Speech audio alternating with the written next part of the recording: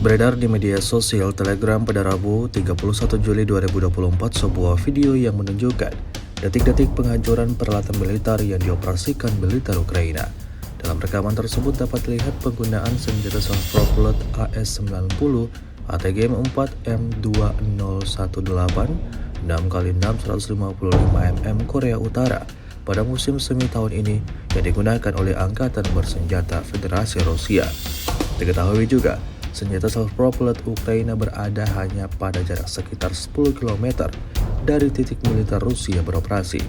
Tanpa berlama-lama, militer Rusia langsung melancarkan serangannya, meluncurkan amunisi mematikan yang terbang mengenai peralatan militer Ukraina yang sedang bekerja. Akibatnya, seperti yang terlihat dalam rekaman, serangan yang diluncurkan Rusia dengan tembakan langsung membuat semuanya tak terkendali hingga terjadi ledakan dahsyat disertai kepulan asap tebal. Insiden ini dapat dipastikan merugikan Angkatan Bersenjata Ukraina.